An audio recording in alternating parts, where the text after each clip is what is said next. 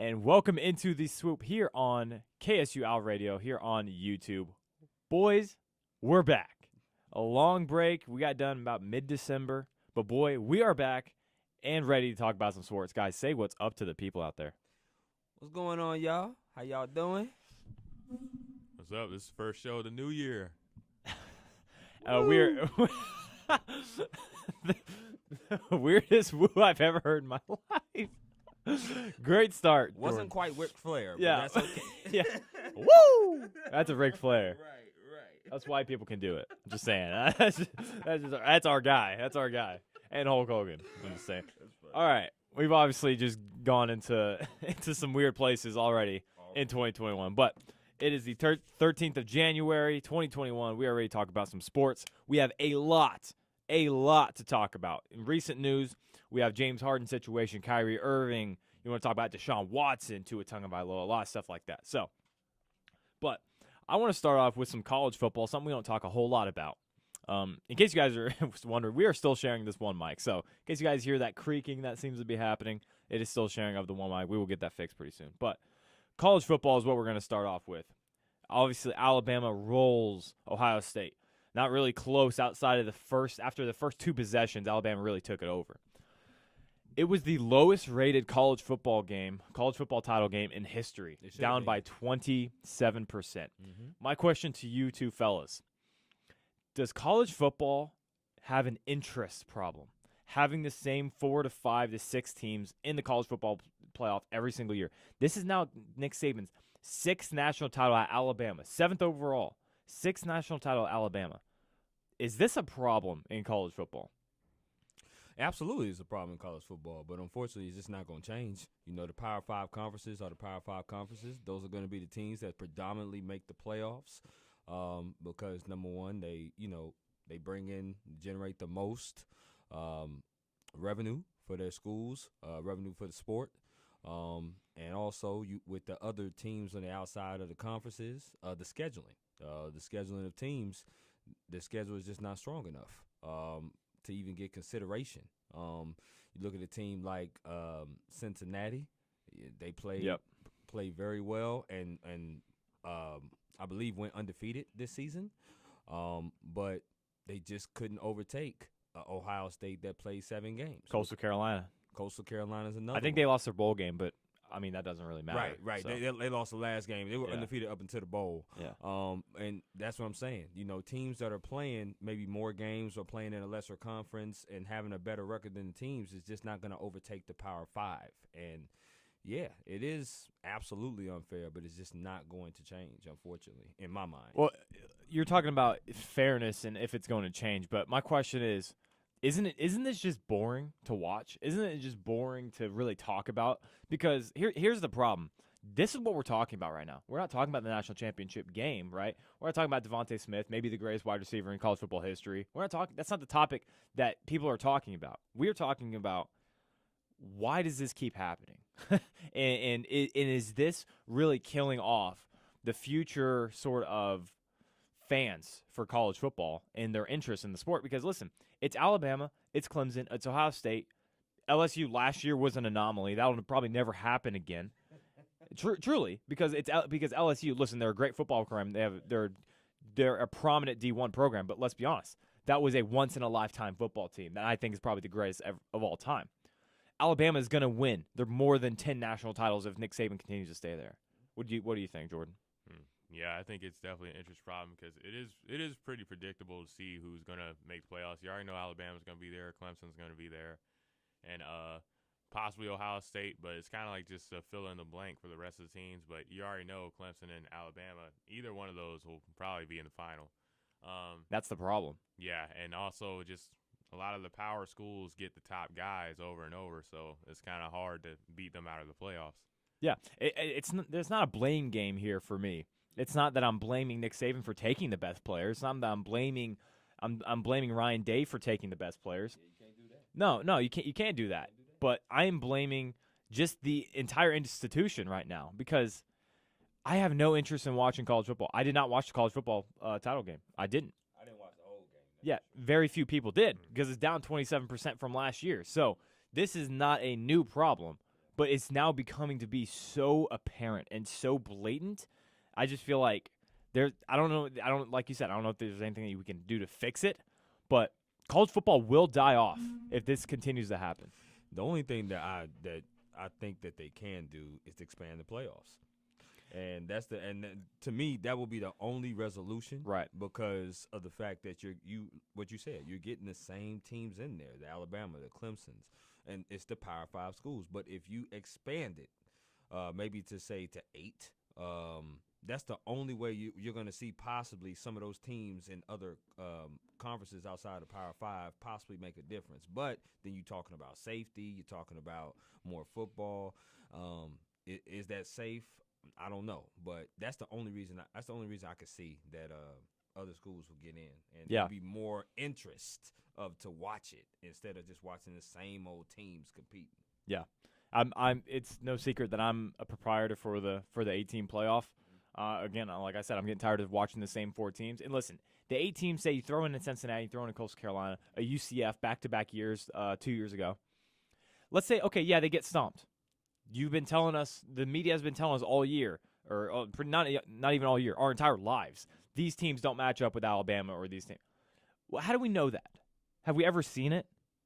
No. So the only way for that to happen, let them get stomped. Show me that is actually what's going to happen. Show me that is the outcome every single time. And you want give us 5 years of the 18 playoff, and if the first rounds are just 50-0 games, go back to 4.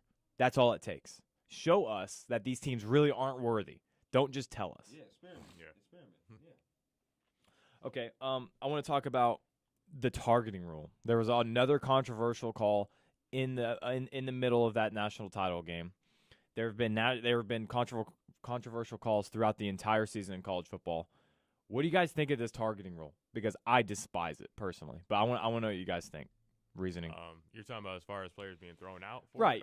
So if you guys don't know at home, the rule is you lower your head at any point, whether you are the offensive or defensive player, and it makes contact with any part of their body, the crown of your helmet, and you are immediately ejected. There's no questions asked, and this is in all of college football. Yeah, I think it definitely should depend on the case. I feel like they definitely throw players out way too often. Kind of like NBA, flagrant fouls are thrown out. But because like we saw that happen last year when Ohio State played against what was it, Clemson? When Ohio State played against Clemson and Wade was taken out. It looked like a good hit to me. Yeah. So just like Alabama recently happened. So it's kind of like we were watching the game, and as soon as he lowered his head, it's gonna be like, oh, that's a targeting call. So I feel like targeting should definitely be looked at. It shouldn't always be an ejection like just with no looks, no second looks. Yeah, I think we're all in agreement here. The rule is ridiculous. It changes almost every time that something happens. You know what I mean? They keep moving the pogo stick. You don't know whether or not on which play is going to be targeting, which play is not going to be targeting. It's too close to call on some plays. So that's why if it's an inconsistent rule, I think it's something where it's just – I mean, you're taking away the physicality, number one, of football. And you're also taking away of the fact that where they can hit as defenders. I mean, as a defense, I don't know how you play defense. How do you jar the ball loose? How do you hit correctly and you're going full speed and you have to think, oh my gosh, let me duck my head. He ducks his head. Like, what's going on? How can you think that fast? So to me, we're all in agreement. The rule is just crazy. It was Yogi Berra who said you can't hit and think at the same time. And you can't. And that was in terms of baseball. This is in terms of football. Right. If you are a defensive linebacker like it was in this game, and you have somebody charging straight at you, you have half a second to react before you get bowled over, and you are on everyone's social media highlight reel about how you just got ran the you-know-what over. Yes, sir. Okay? Yes, sir. So you got to do whatever you can to get that guy down. Otherwise, you're going to get embarrassed in film room. You're going to hear about it all your entire life on social media, especially in that spotlight. The targeting rule is such a complete joke. It is so unnecessary. So it's the equivalent of fining NBA players because the only thing that you have in college as a college player is your playing time. What else can they take away from you? They can't make you not go to school. Right. Right. So what do they get? Maybe take away some practices. Mm-hmm. You throw them out of the game. This is all that they have. This is their livelihood if they want to go to the next level or if they just want to play. Like this is all that they have. So that you take that away from them because of one hit. I get it. I get the intent. But it is such a joke of a rule that it has completely gone the other way to where you have healthy hits, clean hits of these guys using their helmet, but it goes into a non-helmet injury. It goes into not an injury, but a non-helmet hit. Like he stuck his head right in his ribs. That shouldn't be a penalty. That should not be a targeting call. Right. It is a clean hit. It really is. I know the rule says that it's not, but there's nothing dirty or malicious about that hit. What else is he to do? He's Yes. running the ball, And he's yes. he's running. He's the runner now. He's out the pocket, and you're talking about the Justin Fields play. Yes. He's out of the pocket. He's running forward. The guy has to get him on the ground. Yes. And he didn't hit him in the head. He didn't hit him maliciously or tried to. We're not talking about malicious plays, folks. We understand that. We know obvious targeting plays. Yes, those should be ruled. But we're talking about plays that are just so inconsistent. 1 minute you call it this way, 1 minute you call it that way. And then you throw the kid out. It's like okay, maybe disqualified for maybe a play, maybe a quarter, but you just completely throw the kid out of the game. I think they should take away practices. I think that's the best way. Okay. Taking away playing time is that is more malicious than the rule. What would you do for the national championship game when they don't have any practices anymore, though? That's a great question. Okay. That's something I don't have an answer to. Okay. I'm not exactly sure. Okay. And I'm not sure if they're actually allowed to take away practices, but right. But I agree with you though. because playing time's all they have, right? So it's hard to take away anything else from them. NBA players take $20,000. You know what? They make $2 million in a year. Who cares? At the bare minimum, Right. $20,000. That's pocket change for them. Right. For us, it'd be a life-changing amount of money because we're normal people. And they're not professionals. These are collegiate athletes. Right. It's so. all they have, and you're Right. taking it away from them. It's just I find the rule more disgusting than the hits. So that's where I'm at. Which Justin Fields hit were you talking about? You were talking about the Clemson one? I'm talking about the Clemson one. That's the one I'm talking about. I kind of disagree. I felt like that was a dirty hit. Really? Yeah. He's standing completely still. Fields is doing a spin move. His feet are completely planted, and he's just trying to get him down. He tries to tackle him at the hips. His helmet goes into his ribs, which is a non-essential. Is a non-dirty hit to me. If it goes to his head, if he is spearing with his helmet at the head, I understand it. But what else are you supposed to do if you're a defensive player in that position? You're going to let him juke you? You're going to let him spin around you? I mean, I feel like he could have just tackled him regularly, but like he aimed at him with his head down, so it was kind of like Well, he's going for the legs. Provoked the helmet rib contact right there. Well, how are you supposed to tackle without the head touching the player? I mean, he could have just simply used his arm in that case. He could have just pulled him down. And then Justin Fields breaks the tackle, and then he goes down for a touchdown. And in the highlight reel, he gets embarrassed for the rest of his career because he wanted to arm tackle him. In the Division I spotlight, either you make the play or you don't. I see what you're saying, Jordan. I see what you're saying about how he launched at him, but at the same time, it's like they're both going full speed. You don't know. Yes. He's anticipating what he's doing. So you don't know what Justin Fields is going to do. You don't know how his body is going to be. You don't know where the spin is going to go. He might spin off and, boom, go for another 20 yards down the field. So by any means necessary, you got to get him down. I can see if he was coming towards his head, but you got to go for the body because you can't go up to the top because that's going to be targeting. Because here's the last thing I will say on it. That play right there specifically that we're talking about, do you think he is maliciously trying to hurt Justin Fields with his helmet? I think so because he did the same thing last year. He did the same thing against LSU. Okay. I disagree. My problem with the rule, and not specifically about that play, I guess, but the rule specifically is targeting is supposed to be malicious.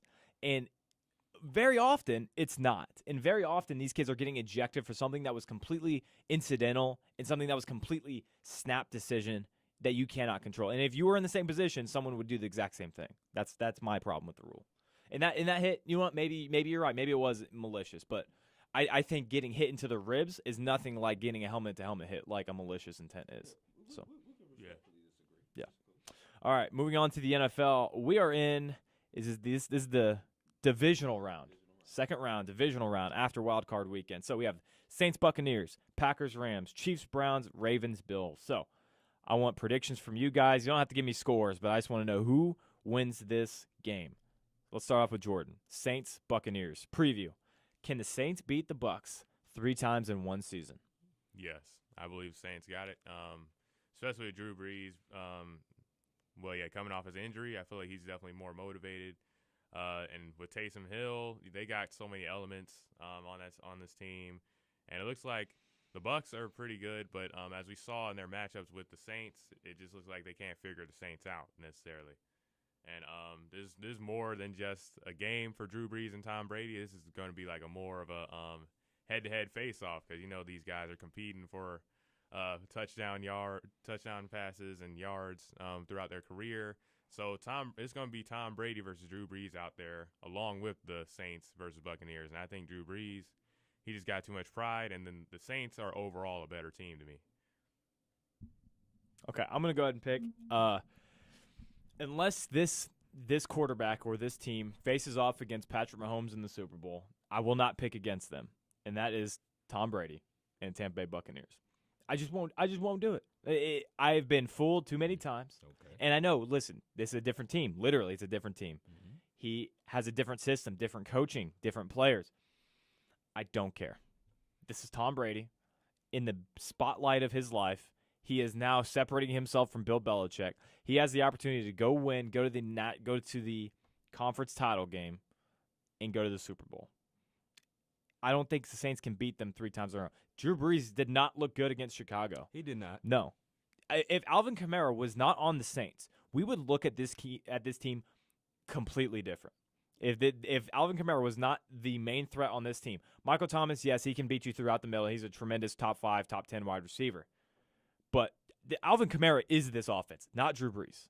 So if they can find a way to shut out Alvin Kamara, which you can't, no one will, then you can find a way to win, which I think they're going to. So I'm going with the Bucs.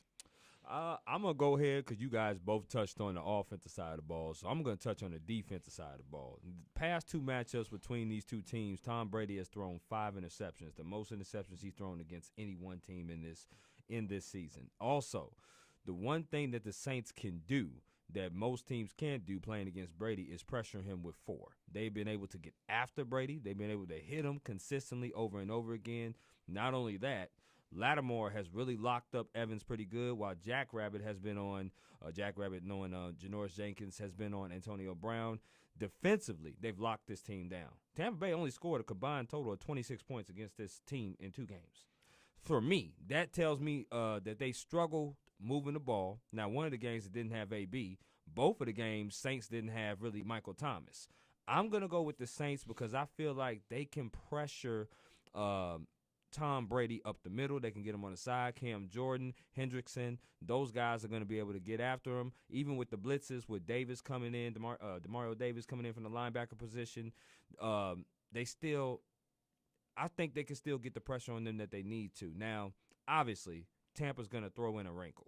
They faced this team twice. The third time, they're going to try something different, realizing the first 2 times. But one thing I can guarantee you on the Tampa Bay side, they will run the ball more than 5 times. Yes. That's a guarantee. And another reason for my thought process is these 2 matchups, if you watched them, they were over in the first quarter because it was such a disastrous start, a Pittsburgh Steelers kind of like start for the Tampa Bay Buccaneers team in both of those attempts. Mm-hmm. The third time around, I just think it's going to be completely different. Oh, it will be a closer game now. Yeah. Yeah. I just think the Saints is going to be on top. That's what I think. All right. Packers, Rams. By the way, you know what? Actually, real quick, I want you guys to tell me, do you think is going to be the best game of the weekend? Because I'm looking at the Packers, Rams, and I'm bored already, if I'm being honest. I honestly, I think Saturday night's game with the Ravens and Bills is going to be the best game, without question. Man. Without question, I think. You got 2 young quarterbacks going at it. Who is playing hotter than these 2 teams right now? The Bills and the Ravens. Nobody. Nobody, right? Nobody? They're the hottest 2 teams right now. You got Lamar Jackson that faced this team last year. It was a close contest. You're going back to Buffalo Lamar to play them.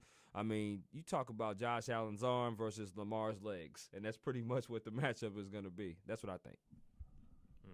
I think either one, either the Bills and Ravens or the Saints and Buccaneers. Yeah. I think the Saints and Buccaneers, as far as a headline, Brady and Breeze, I mean, yeah, they're a whole lot older now, but they're still, legends as far as at the quarterback position. So I think either one will be interesting to watch. I think it'll be more electric to see the Ravens versus Bills, though. I'm going to go with the Saints-Buccaneers because this is Drew Brees' last year. And who better to knock him out of the playoffs than Tom Brady? I'm just saying. No, I think it will happen. Of course, I wouldn't be surprised if it happened the other way. The Saints are a very good team. I just think I think we are talking ourselves into Drew Brees still being an elite quarterback, which listen, since he's come back for the rib injury, he has been below average. Yes. And again, I'm telling you, if Alvin Kamara isn't there, this team is boring on offense, and they don't have a whole lot of. I mean, Taysom Hill. I guess he's exciting because what does he do? He does everything. But Alvin Kamara is this offense, and Drew Brees is not. That's my concern. But that's going to be mine because this will be the last time that we see these two play.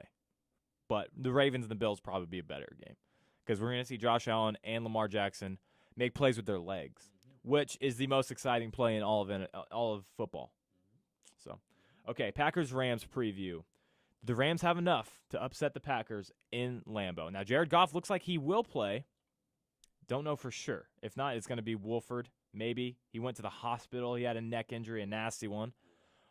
So the quarterback position up in the air looks like Jared Goff, but again, he just came off of it'll be about 15 days after his thumb surgery. He'll be playing in Lambeau against Green Bay.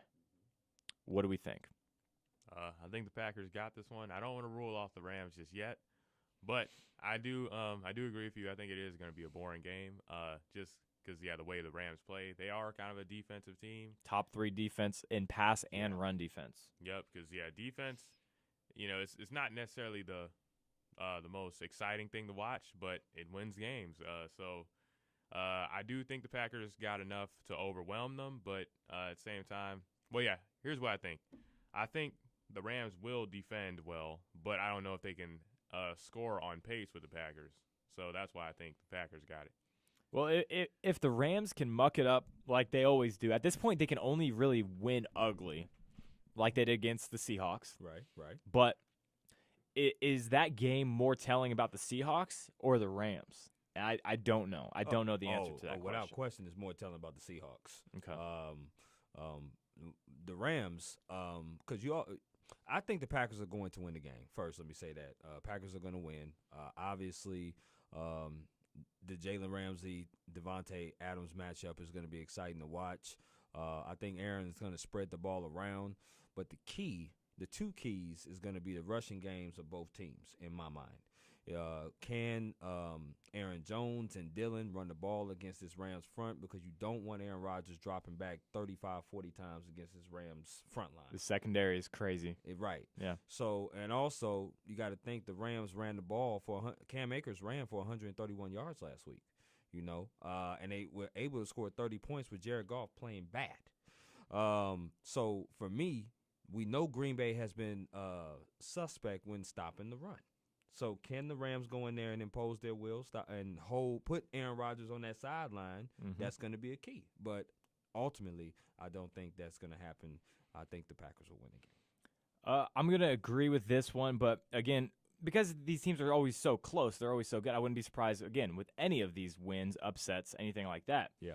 For me, I'm going to go ahead and pick the Packers as well. But this is going to be the game I feel as though we are going to finally acknowledge that Aaron Rodgers does not only have one weapon on offense. You're going to have Aaron Jones, Robert Tonyan, Alan Lazard, Marquez Valdez-Scantling. Mm-hmm. And Jalen Ramsey is going to put the clamps on Devontae Adams because he's done that to DK Metcalf. And DK Metcalf and Devontae Adams, they're both great receivers, and they're not that far apart. Devontae Adams is the better receiver. He is. Yes. But they're not as far apart as you think. He's much more shiftier, though, than Metcalf. Metcalf is bigger. Jalen Ramsey is the best corner in the NFL. He is that. Right. And then they have other guys that can guard him, like the Jordan Fuller. Yeah. He has had a really good rookie season. Then you have guys in the secondary like John Johnson that can cover pretty much any other person on that defense. He's a nice safety. So Aaron Rodgers is going to have to go to someone else.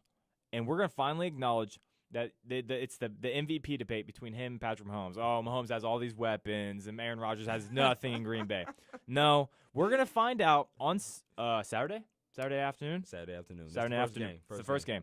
We're gonna find out pretty early. No, Aaron Rodgers does have plenty of guys that can go make a play. Valdez-Scantling is a burner. Oh, he got Alan- plenty of help. Alan Lazard is a physical receiver, and Robert Tonyan can play with some of the best tight ends in the NFC. So Without question. Packers, just because the Rams quarterback situation, I just don't know. Yeah, you can't trust that. And also- Aaron Donald will play, but probably won't be at 100% either. Right. All right, Chiefs versus the Browns in Arrowhead. This one here. I love this game. Yeah, I this one love this here. You would think Chiefs, and I'm gonna go Chiefs, but let me tell you, the number one thing that the Chiefs got to stop is that running back tandem of Kareem Hunt and Chubb, because they can run the ball. That offensive line is big and physical and can push people around. The Chiefs have been suspect to at least big physical offensive lines, i.e. the Raiders. The Raiders pushed them around in both games, but the Chiefs was able to put some points up on the board. That's a good point. The play action is going to be key here, because Baker's good at passing ball, but he is dangerous when he play action passes. And if he can play action pass and be able to get the run game going and set up that play action, this could be an interesting game. But ultimately, I'm going to go with the Chiefs, because I don't think the Browns are going to be able to score 48 points again. And that's probably how much they would need to beat the Chiefs. Oh yeah, I definitely got the Chiefs on this one. I think it can be interesting to start. I think by halftime we'll be like, oh, this is a game. But I think once second half comes in, Mahomes is going to turn it on and it's going to be over. I think they'll figure out something with the running game, because that is like one of their only weaknesses of this team is guarding the running game. But I think they will be able to figure something out to at least slow them down. But also, you got to slow down Mahomes and their offense on the other side, which I don't think the Browns can do. Yeah. I'm going to pick the Chiefs. Shocker. I don't know what you're talking about. I'm picking the Chiefs over the Browns. But listen, I've been telling you guys about this Browns offense. It's been much better than people have wanted to give them credit for. Mm-hmm. The problem is the secondary. And what team is the worst team to face when you have a bad secondary? The Browns. That's left in the playoffs, the Browns. The Chiefs. Chiefs, really? The Browns have a bad secondary. Oh, I was saying the Browns have a bad secondary. The Browns have a bad secondary. Okay, you don't want to face the Chiefs as you're the Browns. Right, that's what I'm I saying. mean. No, That's Chiefs have maybe the best secondary outside of the Rams left in the NFL in the playoffs right now. Yeah. But yeah, you confused me right there. I was like, my bad. yeah, my bad. No, but a bad secondary, you don't want to face off against Tyreek Hill, Travis Kelce, and those guys. But listen, don't be surprised if the Chiefs are sent home. They were playing bad football compared to the first half of the season. I do think that a part of that was kind of just skating through the regular season because they're just waiting for the playoffs. Listen, Mahomes, statistically, in 2 playoff runs, is the greatest playoff quarterback of all time right now. Well, again, very short resume. I understand that. Mm-hmm. The only team he's ever lost to in the playoffs is Tom Brady, and that's because he didn't get the ball in overtime. So I find it hard to believe that Baker Mayfield and the Browns. Listen, I love Baker Mayfield. You guys both know this. I do.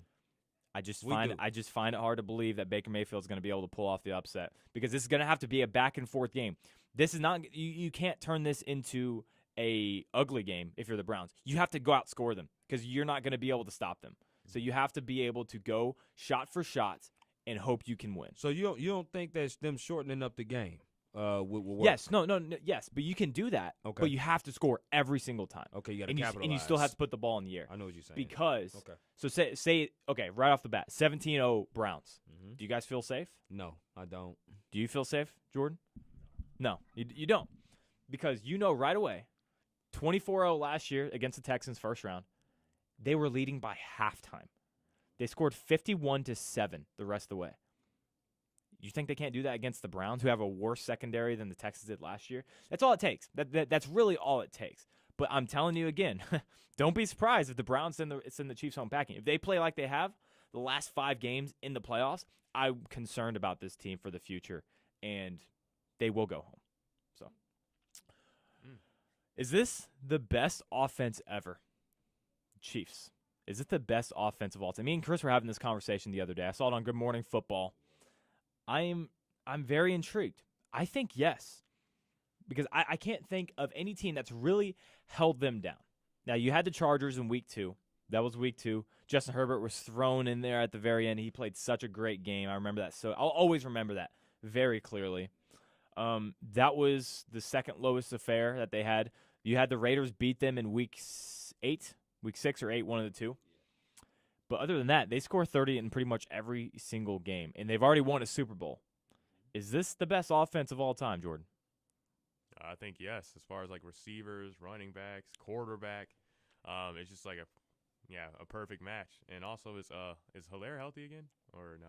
He will be active, I believe, but I think Bell's still going to get the rest of the starts. Oh man, no, yeah, I think Bell is nowhere near how he used to be. So I do think Bell's. I don't know. He's looked pretty good. I mean, I've seen him. He's That's not, fine. That's fine. He's not as good as Hilaire, like as far as what they need him to do. They're close, but I can sure.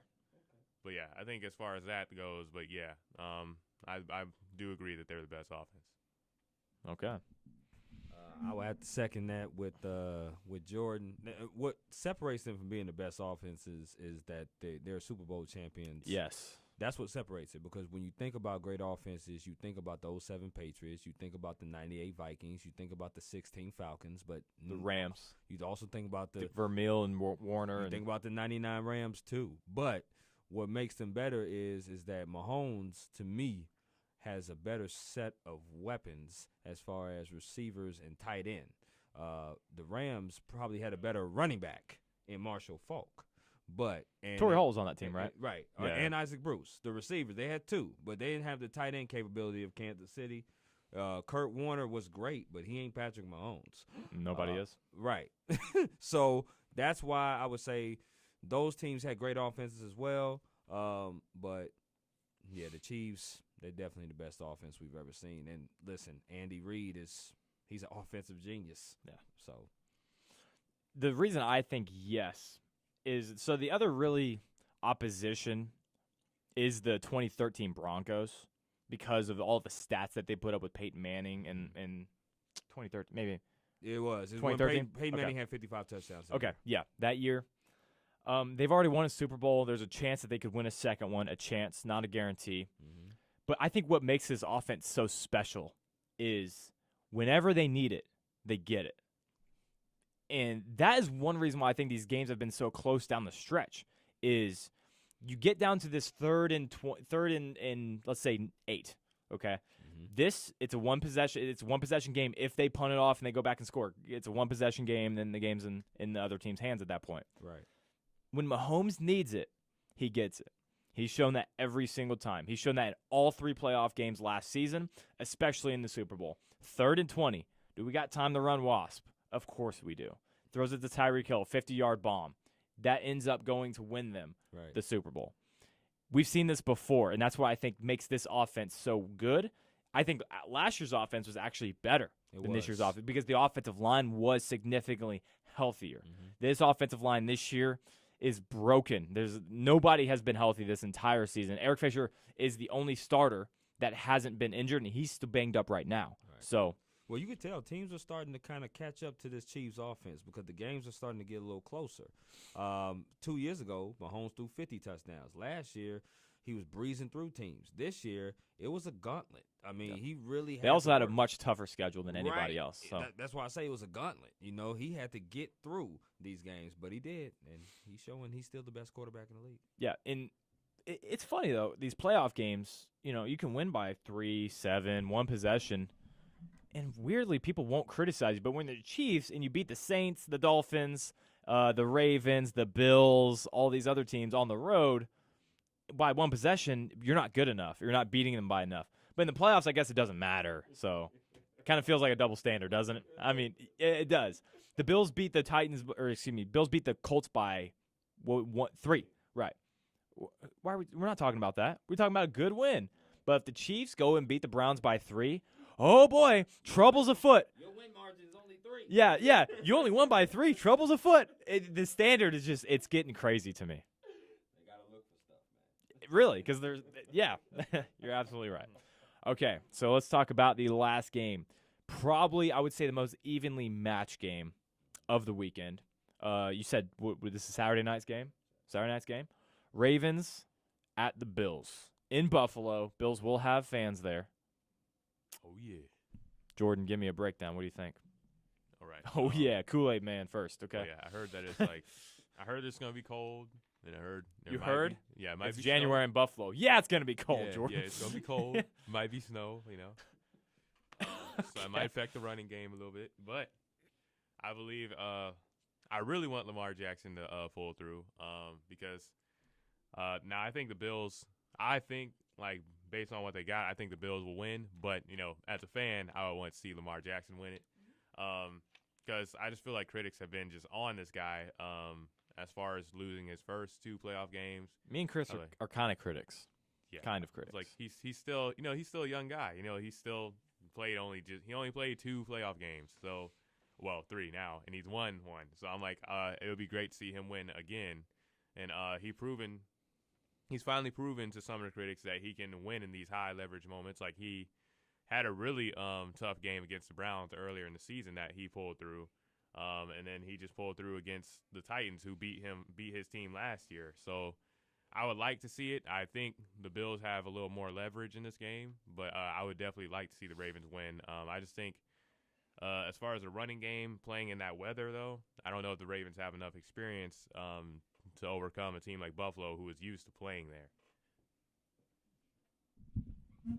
The first start off with as far as the critics of Lamar Jackson, it was rightfully so that he was criticized. He did not play well against the Chargers in his first playoff game, and he did not play well against Tennessee. However, he redeemed himself because he definitely played well, and he was the reason that they beat Tennessee in Tennessee last week. Now, this week is a different monster. You're facing a Buffalo team that has the catch leader, the yards leader in receiving.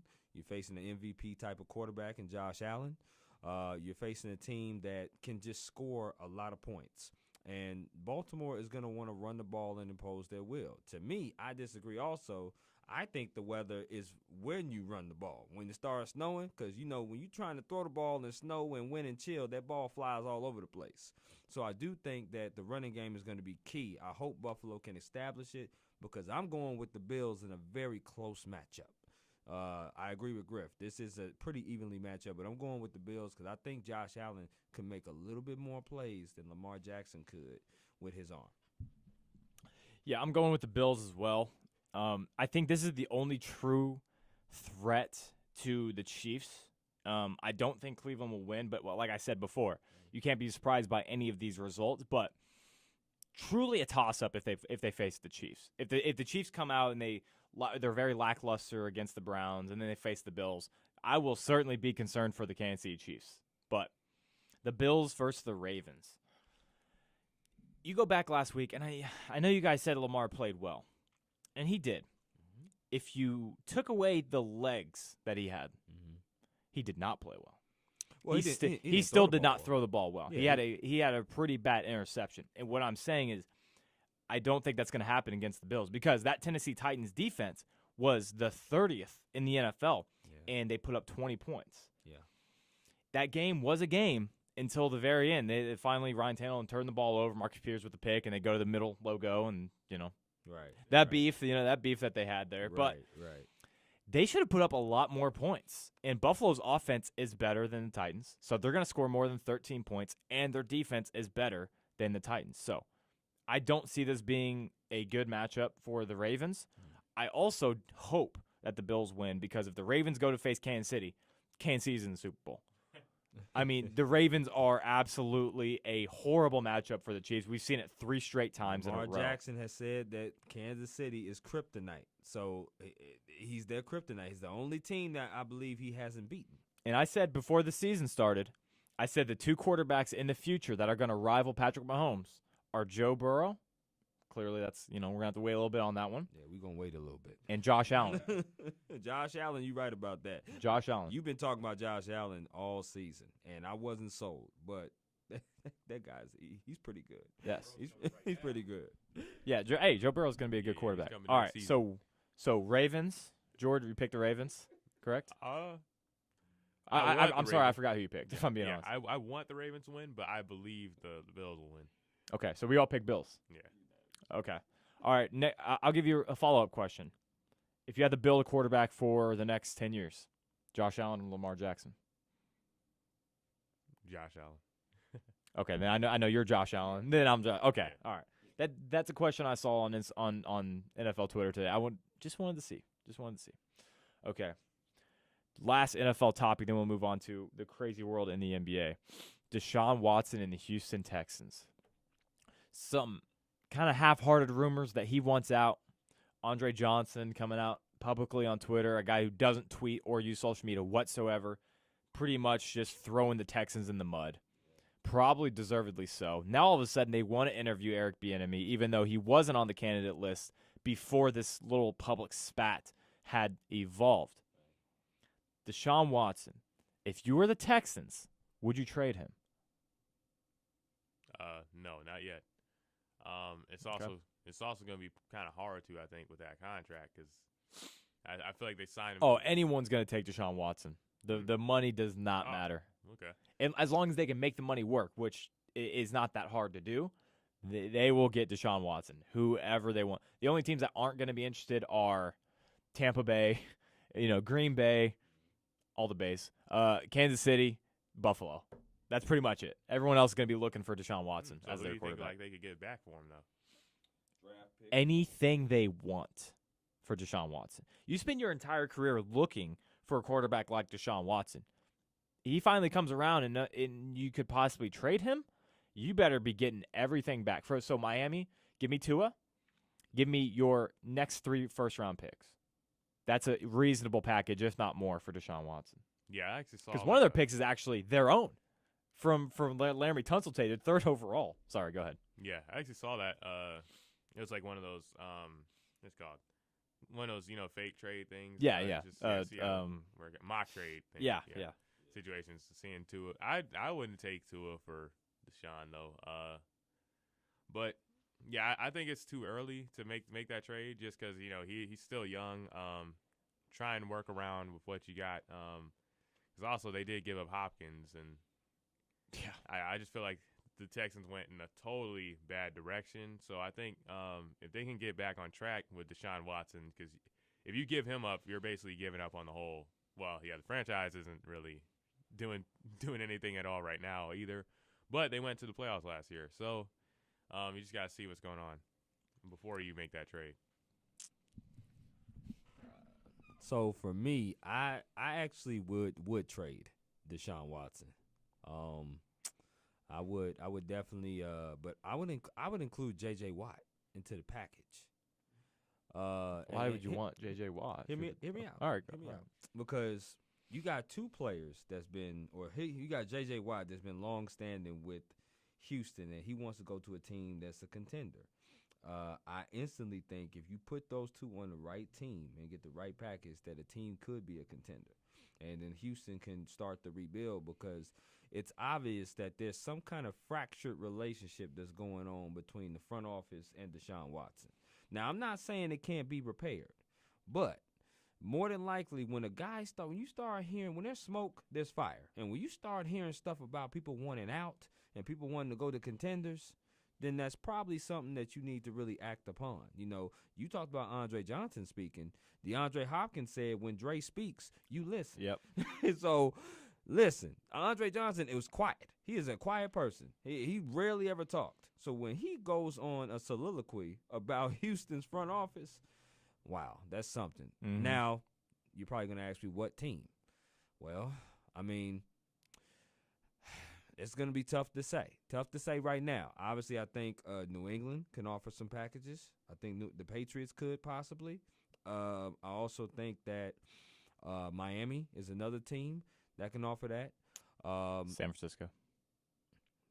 I was going to say Atlanta, then San Francisco. I was going to say actually Atlanta, then San Francisco, but Atlanta is a long shot. San Francisco is definitely a good shot. But I like the first 2, the AFC East teams. But San Francisco definitely is a shot. But one of those teams you can trade for, get both of them as a package. You can get first-round picks, players back, and then Houston, you can start anew and go in the direction you want to go in.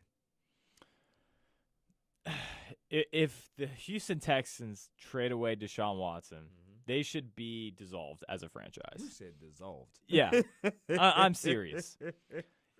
Listen, this is not, and we will talk about this in a second. James Harden. This is not a situation that you have in the same city with James Harden, where the issue apparently is with the player, not with the organization, to where the player is now unhappy for no really given reason.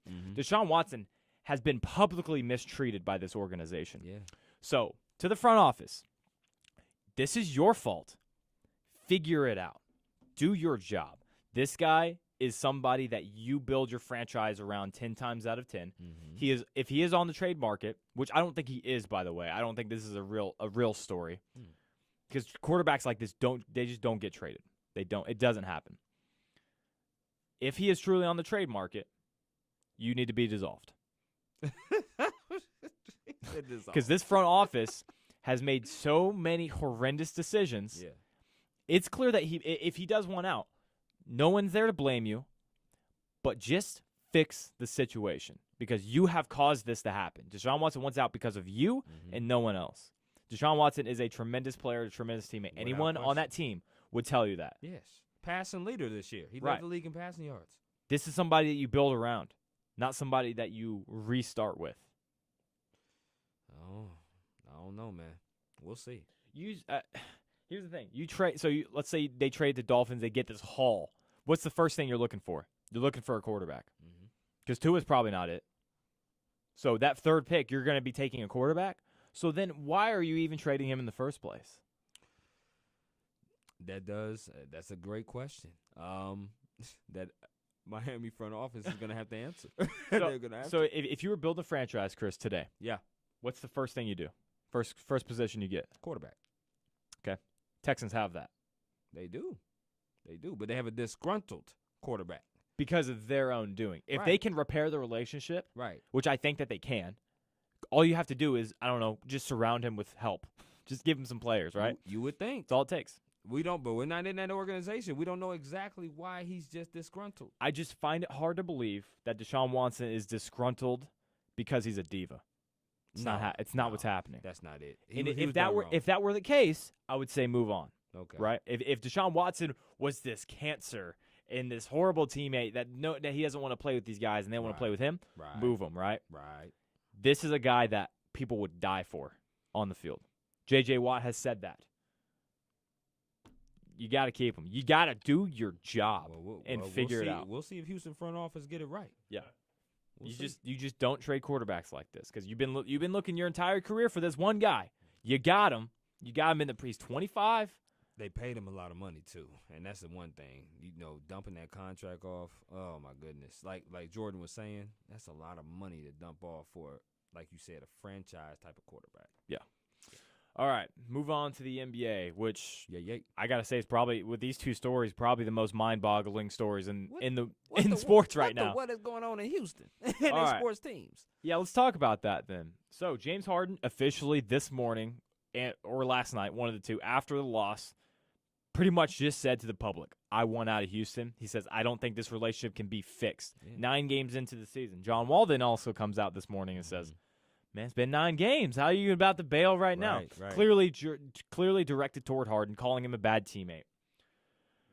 I'll let you guys go first because I think you guys know what I'm going to say. But what should Houston do at this juncture? This situation has gotten it is twisted now. From when we were talking about, Houston has all the leverage to January 13th. What's the situation in Houston? I think they should indefinitely suspend him. That's what I think. I think they should indefinitely suspend James Harden and send him home. Do exactly what the Eagles did with T.O. when he was acting up and doing that, because the fact of the matter is he has not shown the professionalism that you need to show by going to work, showing up, and doing your job. There was a stat that said in the last 4 to 5 games, he has scored 20 points or less. He hasn't done that since 2013. And I believe he was wearing, or 2012, he was wearing a Oklahoma City jersey, folks. That's the last time he's been under 20 points like that. And he's in the last 4 out of 5 games, he's been under 20 points. So for me, I'm not going to budge because I want the best package for Harden. That's no doubt. As a front office, I'm not going to budge. You're going to act like a child. You're going to act out of pocket. I'm going to suspend you indefinitely. And then I'm going to see if I can I'm going to get the maximum fine that I can get for you. by going through the NBA offices, just go home. You don't want to play? Go home. But you still under contract with us, and you're going to still be under contract until we get the best package for you. And that's it. Oh, yeah, I definitely agree with not budging on this, because I feel like it's definitely unfair to act this way when you're the one who signed the contract. They didn't make you sign the contract to play for them. And I feel like players do this way too often. They never take accountability, because James, you can be the change in Houston. He is that superstar. He can, and he got John Wall. He didn't want to play with Westbrook. All right, that's fine. He didn't want to play with Chris Paul. All right, that's fine. So what more can you want? You're gonna go through the same thing if you end up in Brooklyn. You're probably not gonna like sharing the ball with Kyrie and KD. He's gonna have some problems if he goes to Philly. I mean, it's pretty much gonna be the same thing. If you can't make a difference there with John Wall, and also Christian Wood's been playing really good, and it seems like he's not making a difference there, because he's playing. He's doing all types of things just to get out. He's not playing as well as he can. He's starting arguments with the rookie. I heard about that happening at a practice. Now he got even John Wall responding to you. So now he's trying to create this environment just so he can get away. And I feel like, you know what, we need to make a public example that the teams still have power in contracts, because now it's kind of like, do contracts even matter? Because players can go wherever they want now. Like Anthony Davis ended up on the Lakers because he just sat down and said, I don't want to play for the Pelicans anymore. Okay. Talk to me. I find it interesting you guys think that if you trade him, that's them budging. I think it's almost the opposite. Now, I know it is getting what he wants, right? And if you throw a fit and you finally get your wish, I guess you could I guess I see your point, how you can view that as kind of just budging to the child, really, at that point. Without question. But I just feel like you owe it to the rest of the 14 players on the team to trade James Harden now, to where, listen, this is John Wall's team. I'm excited as a Rockets fan. I'm excited about John Wall being the leader of this team. I understand they might not make the playoffs without James Harden. They won't. At this point, I don't care. This guy is blatantly saying in public, I want out of Houston. I don't think this relationship is repairable. Listen, James, why is that? Give us an explanation. What happened? Why is it that is unrepairable?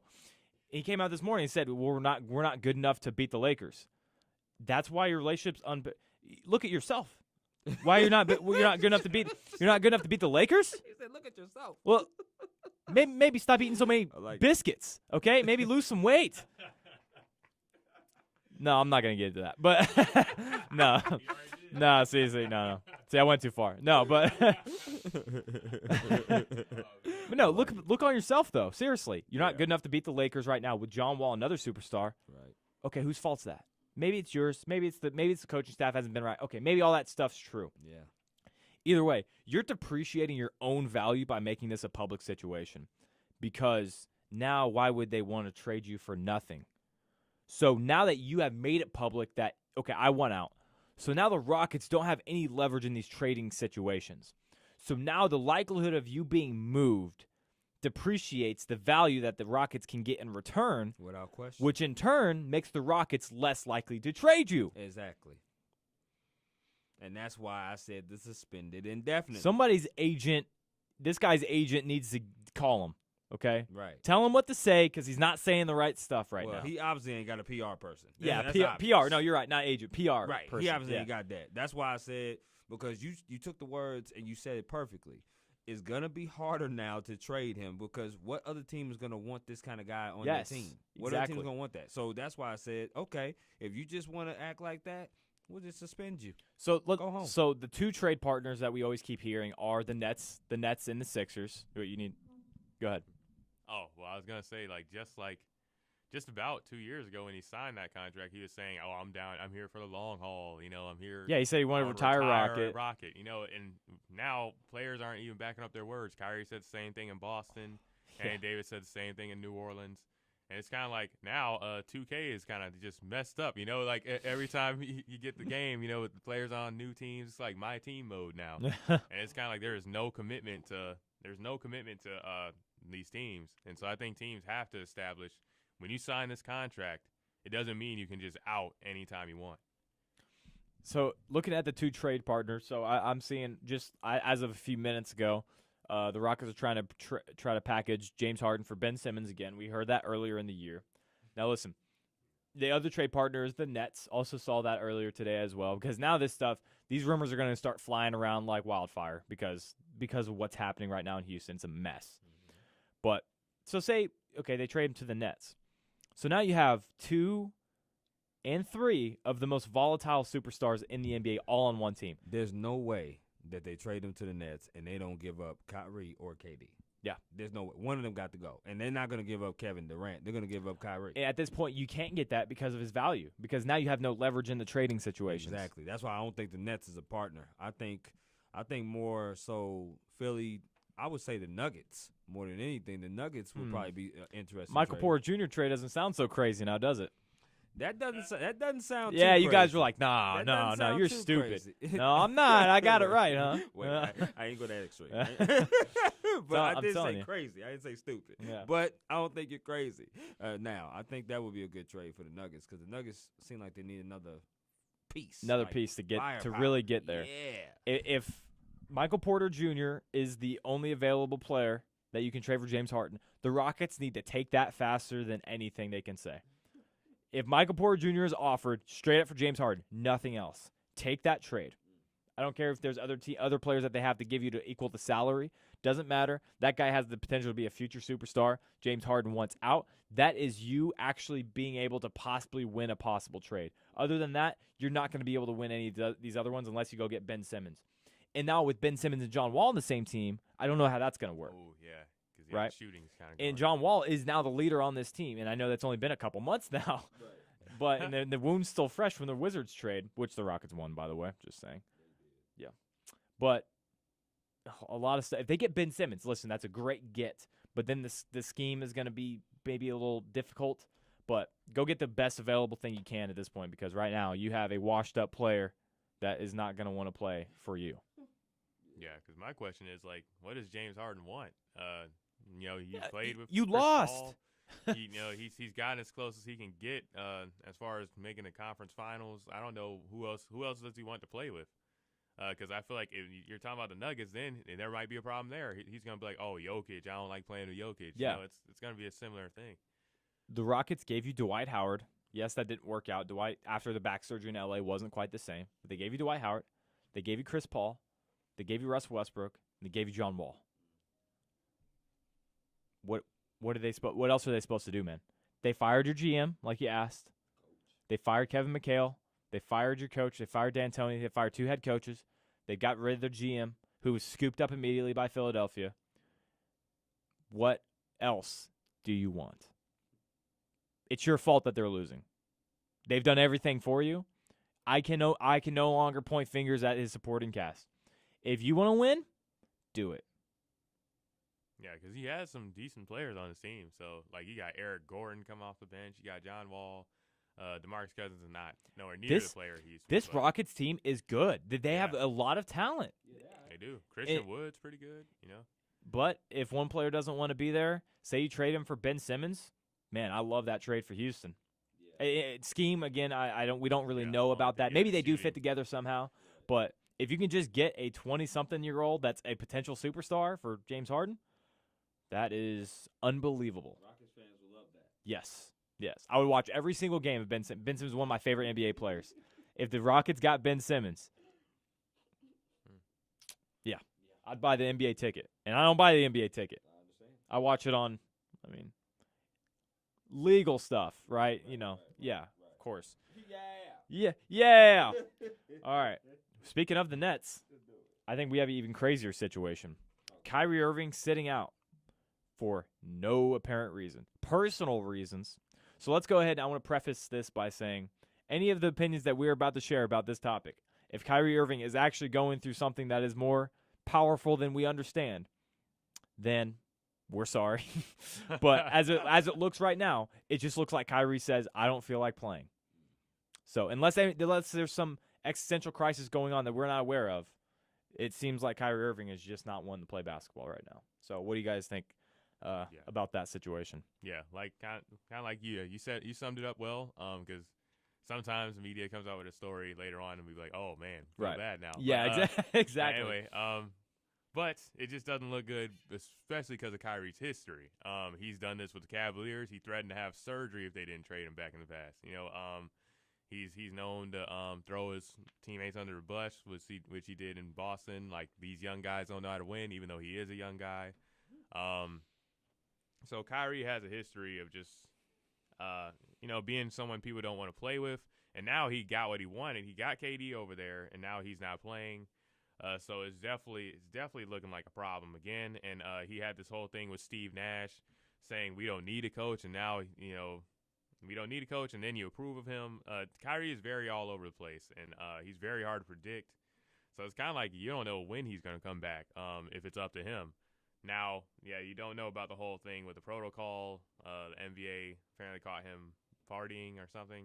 Having a sisters family party. Yeah, but, yeah. But I mean, I think he's going to be maskless around his family anyway, though, right? But I don't. The maskless part is not really you're just my him problem. Not playing. Yeah. So it's like I don't know. Kyrie just seems like a guy who's not going to honor his contract all the way. You looked at him last year. He didn't really play that much. Didn't play that much before KD, and now you have KD. So it's kind of just like you pretty much made that trade and that sign and trade for just KD, because I don't think Kyrie is. KD picked Kyrie. Yeah. He could have played anywhere, right? Yeah. He picked Kyrie. Yes. Yep. And it's kind of just like, man, we knew there was going to be drama before the season started, because when you have KD and Kyrie, there's just bound to be drama. Now, I think KD's not really necessarily a drama guy, but, just with burner accounts and things like that in the past. His problem is more with media. Yeah, it doesn't mix well. And then Kyrie has a media problem, so it just doesn't mix well. Kyrie's just got problems. Yeah, he does. He's burning sage before games. I mean, this guy, you have no idea when he's going to come back. Well, George, you said it well, and you also said it well. We don't know the full situation, what's going on, but it seems like this Kyrie is going to the beat of his own drum. And authority is just not something that he really respects. It's clear because he told his teammates, hey, I'm out. But he didn't tell Sean Marks, and he didn't tell Steve Nash. Sean Marks, GM, Steve Nash, head coach, bosses. He just told his teammates, hey, man, I ain't going to be here. So clearly authority he doesn't really respect. He just goes to the beat of his own drum. He's doing things that's just quite different. And, I'm sure if KD would have known some of this stuff would happen, he probably would reevaluate his situation of going to New York. Yeah. But as far as Kyrie coming back, yes, that protocol means a lot. And that's why they're examining the videos to see what's going on. My thing is, the party is really not the problem, but how you going to be on a Zoom political call talking about you can't play for personal reasons? Like, what exactly is going on? What are you doing? Like, he should have been explained that from the jump. If you could take Zoom political calls, can't you suit up and play? I would think. But, hey, like I said, I don't know everything about the situation, but I just know authority is not being respected, and that's not exhibiting professionalism at a job. Yeah. Like you said, we prefaced it, so I don't have to mention it. So I'm done mentioning it because it sounds like he doesn't want to play. Stephen A. said this morning, and I'm not. I don't like to take opinions from others and make them as my own. He is 100% right on this. Kyrie Irving should retire. Kyrie Irving, if this is what you're going to do, if you are just going to say, not today, coach, then you don't belong to play in the NBA. You don't. If you are going to make basketball a secondary priority, maybe even third, fourth, who knows? If basketball is not a priority of yours, you should not be on the court. You should not be playing because you owe it to the other teams, you owe it to your organization, and you owe it to your coaches, and really to your own family to do the best that you can. Listen, I know Kyrie doesn't really have a typical job like most of us do. He doesn't exactly clock in at a 9 to 5. Right. It's also a job. he also signs a contract like every single one of us do. And he's still going to collect them checks. There's no question. And Kyrie, yeah, he could retire today, and his grandkids would probably never have to work for a single day in their life. Without question. That's not the point. The point is, are you committed to basketball or are you not? This is still a job. Just because it's broadcasted, just because we like to talk about it, just because there are people that paid to talk about it, yes, does not make it not a job. This is a job. Do your job. Do your job. Show up. KD's doing it. By the way, KD has been twice the player you've ever been in your entire career. Ever. KD, if it weren't for LeBron, we would look at him as, maybe is he better than Michael Jordan? If LeBron wasn't in the NBA, we would question Today. That's what happens when I talk too fast. KD as one of the best players we've ever seen. Yes, sir. And he's not doing this. He just came off an Achilles injury. And now he has to play back-to-back nights because you don't want to show up. Right. Once again, if there's anything that's happening that we don't know about, okay. Maybe the organization understands that we don't. That's fine. But right now, it just looks like basketball's not a priority. You should hang him up. Let somebody else play. Let somebody else get the opportunity that you obviously don't care about. Get that $20 million back. And I'm not – exactly. And give that money back that you signed the contract for. I have no sympathy for Kyrie Irving because this is not a one-time offender. Yeah. This is a several-time offender. Several times. Thank you, Chris. I appreciate that, baby. I got your back. Yeah, you do have my back. Yes, sir. Thank you. Yes, sir. All right. Any last thoughts? Nothing. No. Okay. All right. Oh, well, also that John Wall trade, yeah, definitely. I definitely thought the Wizards won at first, but yeah, it did not go the way I thought it was going. I thought Westbrook and Beal was going to, be a really good duo. Well, the first thing is I didn't think John Wall would be this fast after after being out for 2 consecutive years. Boy's still fast like he's 23 years old. He running. Yeah, and Westbrook and Beal, even though those are two. Beal is hooping. Westbrook ain't. Yeah. Well, I think Westbrook putting up the same number. Well, he's not efficient though. Yeah, so he's still. Well, he's never been really all that efficient. He's never been efficient. But yeah, it's just not translating to wins right now. Yeah. And not that the Rockets are going to be winning a whole lot, right? It was just a swap, is what it was, a salary swap, straight up. That's all it really was. And the Rockets, is John Wall younger than Westbrook? I feel like they might be the same age. I think. No, I think Westbrook's older because Westbrook. Or no, it might be. I think Westbrook's older by a year. Okay. I don't feel like they're that far apart. No. Yeah. At first, I thought they're kind of similar players, but I assumed Westbrook was Wall came in better. 12. Westbrook came in 08 though. So. Oh, okay. I think Wall is. Well, how old is John Wall? John Wall's 30. Gosh. No, he like 32. Yeah. Time flies. John Wall's already 30 years old. Yeah. And Westbrook is 32, so 2 years old. You guys were right. Mm-hmm. Okay. They got the younger, faster, probably better player now. Whoa, man. What? You don't agree? Well, yeah. I mean, based off this season, yeah, I guess John Wall has been better, but it just feels weird to say. Yeah, that John Wall's better because that's never been the case. Russell Westbrook he'll always be an icon, someone that we're going to tell our kids that we watch play, just the way he played. He's just. I know he didn't really win anything significant, but he truly is a legend of the sport. Just the way he played, the ferocity, his attitude. Just I can't find anyone who doesn't like Russell Westbrook. And if you don't, no offense, you're probably a Lakers fan. Chances are. It's true. I mean, you're probably a LeBron fan. That's probably what the case is. That's probably too. So yeah. All right. Underrated, overrated. We don't have fact or fiction for you guys today, so we supplemented by just talking a little bit more.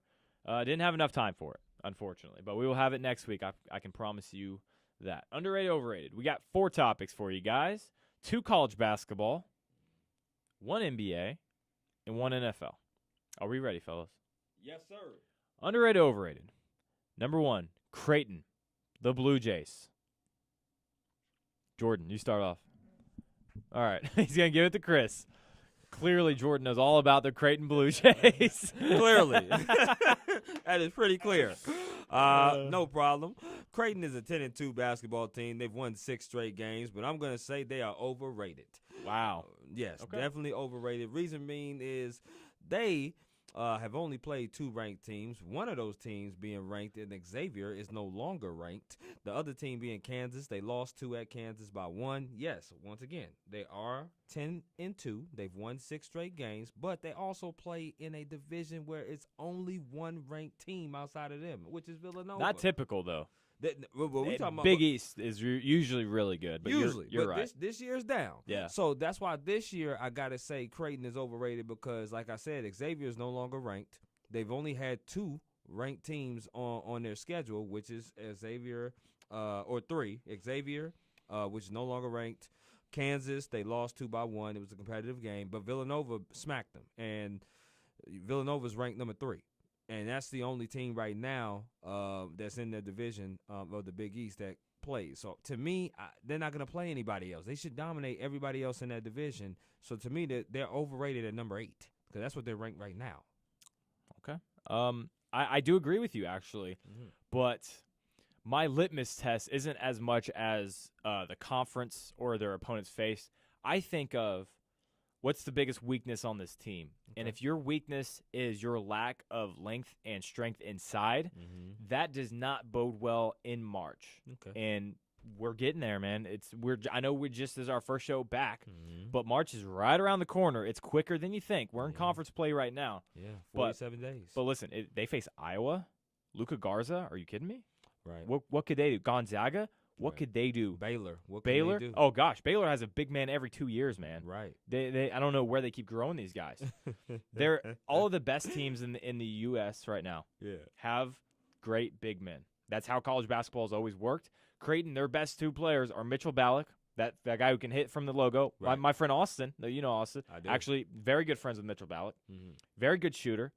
And Marcus Zagorowski, who's probably the best point guard in the entire nation right now. But gosh, man, they got a weakness down there. They don't have any length. They have a bunch of freshmen off that bench. That's not going to work. I think that if they were in the 6'11", 5'12", 4'13" matchup, I think they could easily be upset. Yeah. In my opinion. And if they finish at an 8 seed, they'll probably end up being a 3, probably a 3 seed. Yeah, they would have to face 14 seed if they do that. So, yeah, 14 seed. You sure you don't want to comment, Jordan? All right. Well, hey, you might have to sit around for a little bit longer. Jay Wright, underrated, overrated? Okay, you got it. Yeah, I think Jay Wright's underrated. I think he's a pretty good coach as far as for Villanova and what they've done. I think he just passed, 600 wins? I'm not sure. Yeah, he gets a lot of wins. So I'd say he's a pretty good coach. All right. All right, so I'm going to name a few coaches right here. I'm going to name Jim Boeheim. Yep. Rick Pitino. John Calipari. I'm going to name also Bill Self, right? Tom Izzo. Tom Izzo, right? So all 5 of those coaches are very known coaches, right? Mm-hmm. But you know where I'm going. Yeah. Right. I noticed a theme. Right. Yeah. So all those coaches are great, but all those coaches have less national championships than Jay Wright. Right. And Jay Which Wright, is one. Which is one. Jay Wright has won 2 national championships in the past 5 years. Yes. 1 in 16, 1 in 18. Also, if you look at those 2 teams that he took to the national championship, we just named those 5 coaches. All 5 of those coaches have predominantly great NBA players on their staff that went to the next level. Thank you. Right? Yes. Jay Wright has not had that. I mean, DaVincio is good, but come on now. He ain't at the level. He wasn't even starting. Right. He wasn't starting. He wasn't starting, right? So yes. He's good. But yeah. but he just has not had that talent level. So he's definitely underrated, without question. Jay Wright's one of the best coaches in the nation. So right. So I love that. I love that argument you just made. Mm-hmm. You listed all these Hall of Fame coaches that we talk about. Yep. We're like, oh, Boeheim, oh, the Bill Selfs, the Tom Izzos, Coach K. That's him. He's in his own group. Right. He's in the goated status right now. Without question. Jay Wright has more titles than those guys. He do. And who are his best players on those teams? The first team, Josh Hart. I would say Chris Stokes, maybe the guy that hit the game-winning 3. Jenkins? I thought it was Chris Jenkins. Jenkins, the guy that hit the game. He wasn't their versus North Carolina. Josh Hart was their best player. Yeah. And listen, he's not a superstar in the NBA. He's barely a role player at this point. His second best player, Diacono, the point guard who made the pass to Jenkins. Yep. He's I don't even know if he's in the NBA anymore. I don't think he's he in the he was league. playing for the Bulls for I know last year. I don't know if he's in the NBA anymore. I don't think so. His second team, who was the best player on his team? Was it Dante? Or no. Omari Spellman, maybe. Ooh. Yeah, and then DaVinci was kind of like he was the bench player. DaVinci was a bench player. Yeah, but he was a fire. He was a Oh, fire. He was pretty well, good. that was Jalen Brunson. That he was there. He was their best player. Without question. But Without is question. Jalen Brunson a great NBA player? No. No, he's not. He's coming off the bench in Dallas, I Right. believe. What did John Calipari need to win a national championship? Anthony Davis. Anthony Davis, Marcus Kidd-Gilchrist. He needed the younger Teague brother. Right. I'm sure there's 10 other NBA players on that team just to win one national title. J-Wright did it 2 times. One missed the year and then won the next one. Yeah. Within 3 years, he won 2 national titles. He did in 16 and 18. Yes. Yeah. Underrated. That's my answer. I don't know how this guy no one's breaking his door down No. to go get an NBA job. I can't believe it, really. All right. Dallas, let's talk about it. Luka Doncic. Underrated, overrated? In my mind, he's underrated. I think that he's a guy that's one of the best all-around players in the game. What about this year, though? This year he's been up and down. He's had some good games. He's had some down games, but he's 21. And yes, that you pointed out.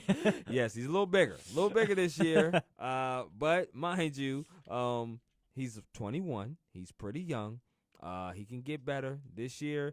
I think that he's been up and down, but you also he hasn't had his sidekick partner in Porzingis all season long.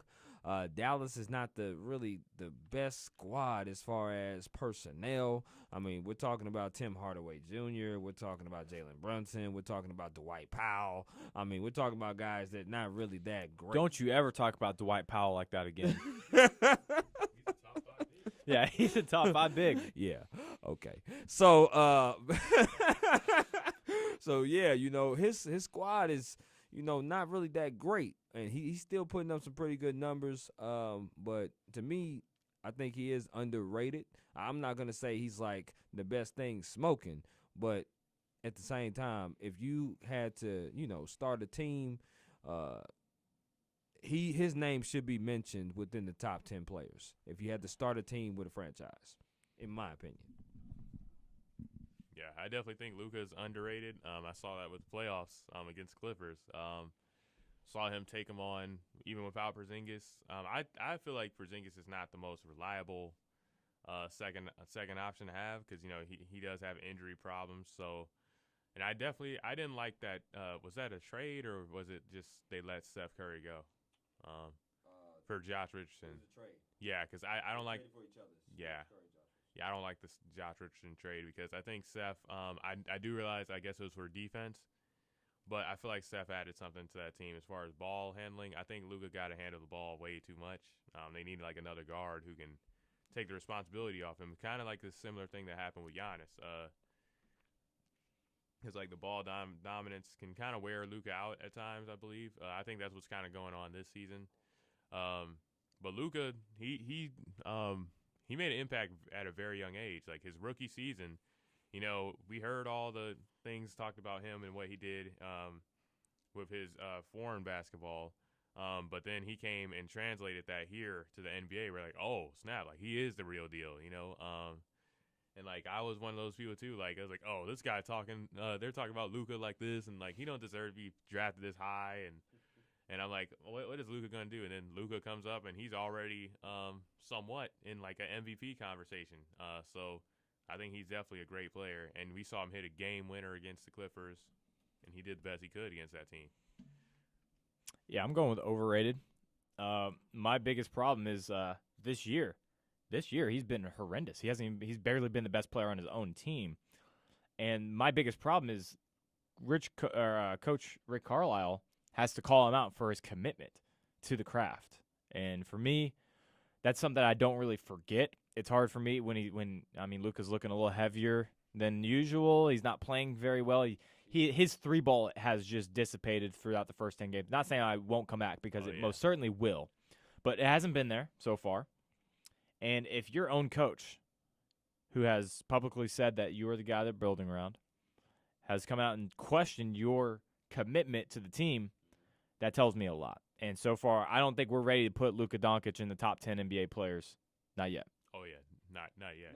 Right. Not that. If Right, you're but- starting but- the team, that's what I But according to Bleacher Report and ESPN, he's already there. You can't pay attention to these things. Okay. You guys are my media. Yeah, because Bleacher Report and ESPN, their lists are terrible. I mean, they had Damian Lillard ahead of Steph and James Harden. I don't think that's that crazy. Yeah, that's not crazy. After what he did in the bubble? Over Steph and James Harden. I mean, have you seen what Steph's done this year? Take a two I'm game. not talking about this year. They're talking about like at the start of the season, they had Damian Lillard Oh, ahead okay. of Jeff and ahead of Steph and James Harden. And Damian Lillard. I mean, I don't necessarily agree with it, but I don't think it's that crazy. I think it's crazy. Now they had Zion at like 15, which is crazy. Yeah, that's crazy. But oh yeah, and DeRozan was like, you can't admit way that down. you can't. Can you admit though that the gap between Lillard and Curry is not that big? You can say Curry. oh yes, I can. Yeah. Really? It's not that big. Yeah. It's not that Yeah, big. it's not that big. You're Well, right. Yeah, it's not. Listen, you can say Just- Steph Curry's a better player. I understand that. He has the titles to back it up. But the gap between those two is not that big, man. I think they play two What- different what's styles though, because it's. I think they play very similar styles. Well, Neither yeah, of they them can do play defense. Yeah, and they do play the same, but like I'm talking about like as far as playing with your team, I feel like Steph is more. He gets his teammates more involved than Damian Lillard does. Well, he's also had 4 Hall of Famers during his entire career. Damian Lillard doesn't have a single All-Star. Not his entire career. I'm talking about because even when they first started out with the Well, Splash Brothers okay. and Harrison Barnes. So for the past 6 years. But Draymond Green is the playmaker of that team. He's the guy that's the assist guy. Yeah, but I think Steph also, like, not necessarily just assists, but if you watch how he passes the ball, I think he passes more often than a Damian Lillard. Damian Lillard can get kind of ball hoggish at times. Which goes to your original point. Which goes to your original point of the styles. I do agree with that. They do play different styles because, Steph, they're constant motion with the Warriors, and Damian Lillard is kind of more pick and roll. With McCullough, he plays with another big time guard as well. But Klay Thompson and Steph, they more motion, cut, pass. For the Blazers, they run specific plays for those two guys at all times, and it's not like that with the Warriors. The Warriors is whoever's open gets the ball, cut, Right. Okay, boom. That's what Listen, it is. I think we can all agree Steph Curry is probably the better player, and he will go down all the time as the better player. But to pretend that the gap is big is not true. Damian Lillard is, if you can see my fingers, they're kind of close together. They're not that far apart. They're just not. Okay, that conversation, we kind of went over time, so we'll leave the last one. So we'll just leave it those 3. What? It's radio. I got to tell them, or I guess YouTube. We got to tell them what's going on. We got to tell them where my fingers are, and how far apart they are. Yeah, I feel you. Gosh, Chris. You did. Come on.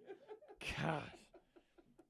Okay, so your guys' favorite topic, top what? Are we ready? I got 3 for you, all draft position edition. Yeah. Okay. So let's reset the boards. So, Jordan, you went 4 of 18 last time. Chris, what did you go? I go 9 to 18. I was 50. You were 50%. That's actually very good. I was 50. So do me a favor and actually write it on the board this time. I need it. I know. We're done with the sticky notes. We're leaving that 2020. 2021, we write it on the board. Write it on the board. Okay. So I'm going to look, I'm going to write your name right there. Write it. Bang. There it is.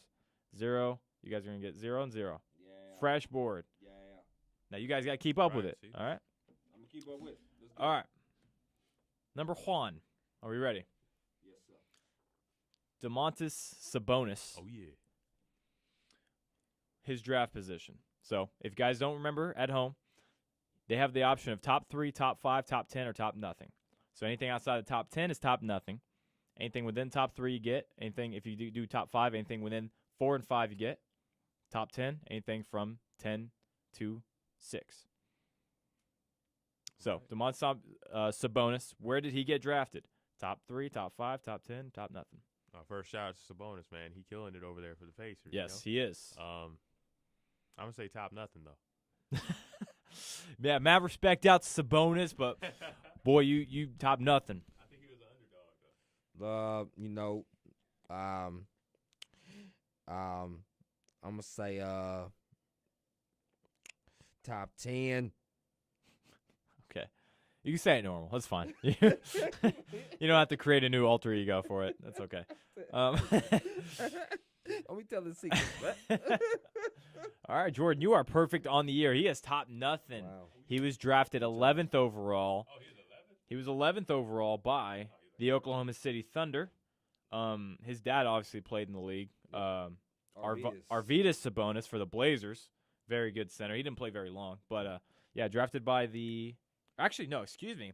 So he played for the Thunder, but he was drafted by the Magic, then traded that night to the Thunder. Okay, he's 11. That's a good job. What college did you go to, guys? Gonzaga. Good job. Okay, Gonzaga. Good job. All right. I knew that thing. All right, number 2. I'm ready. Drew Holiday. Top 3, top 5, top 10, or top nothing? I think he was top 5, I think. Okay. He was drafted by the Sixers, if that does help. Yes, yeah. Doesn't give too much away, I guess. I'm gonna say top 5 too. Both top 5. Okay. He is top nothing. What? He was drafted 17th overall. Oh. Not even close. Now, Top 10. I know he went to UCLA. Oh. He did. Good job answering questions that don't get you any points, Chris. Gosh. I do this. You know what I'm saying? I'm going to give me a point. Trust me. Okay. All right, we got one more chance. Last chance. Joe Johnson. Top 3, top 5, top 10, top nothing. Dang. Joe Johnson was drafted out of Arkansas. I did not know that. He was drafted by the Hawks, right? He was drafted by the Celtics. Oh, the Celtics? What? But here's the thing. You can get drafted. He played 1 year for the Celtics, then the Suns, then the Hawks. Oh. He spent most of his career with the Hawks, and that was when he was at his best, for sure. Arkansas. That is I'm going to top 3. top 3. I'm going to say top nothing on this thing. Well, Chris, your alter ego is 0 of 3 today. He is top 10. Oh. He was 10th overall exactly. That's all right. You know what I'm saying? I'll come back next week to do that thing. You know what I'm saying? What? Okay. Yeah. I'm counting on it. So, Jordan, you were 1 of 3, man. You got the first one. Oh, yeah. Yeah. 33%. 33%, yes. Yes. All right. Individual segments. Who wants to take it first? Jordan. All right, Coach's Spotlight. So, we already talked about Kyrie Irving.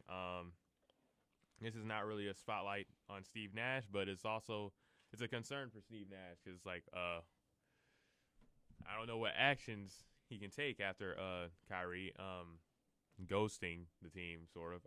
He's been trying to text him, get in contact. He's failed to do so. And now it's kind of like, what do you do on that point? And I'm also about to highlight, well, first of all, congratulations to the Philadelphia Eagles. You guys got rid of Doug Peterson for that terrible move he made for the Eagles, all right? Now, granted, the win wouldn't mean much for the Eagles, but you play to win. You don't play for fun. You don't play to lose for You don't draft play for picks. fun? Well, yeah. You don't really win. You don't really have fun when you lose, you know. But That's true. That's true. Good point. But you don't go out there and lose on purpose, okay? Especially because the Giants fans are dependent on you guys, you know. But anyway, Jalen Hurts. I think I was watching sort of like what Max Kellerman had said, and I definitely agree with this take that he made. It's more valuable to see if your young quarterback can get you a win in this type of situation than take a loss for a better draft pick, because the whole thing is you had a big controversy with Carson Wentz, and is Carson Wentz washed up? Is Carson Wentz good? Are they being harsh on Wentz? And then you start Jalen Hurts, and Jalen Hurts won that first game, and now you didn't even give him a chance to finish it off in a game that could have been a potential win. You just don't know now because he subbed the starters out, and and the organization even saw it as a bad move. So my question is, where do you go from here? Who is going to take up that Eagles job? And that's Coach Spotlight. What do you got? What do you think, Chris, about that? I do have to say, you know what, Jordan, you throw out some wild stuff on this show. But I do have to say, I think you were right on the Eagles. And me and Chris both had a lot of pushback on this. Yeah, okay? we did. You said you wanted to get rid of Carson and Doug Peterson. And just do a fire sale. He said get rid of everybody. And you know what? And they did. I think you were right. They did. I think you were right. They did. By God, you hit one. Yeah, I said they chose the wrong quarterback too. Don't forget that one, Nick Foles. Okay. Take the victory, okay? Yeah. Just don't just take it and run with that. We can't have too much quiet on the radio now. We can't have that. Okay? All right.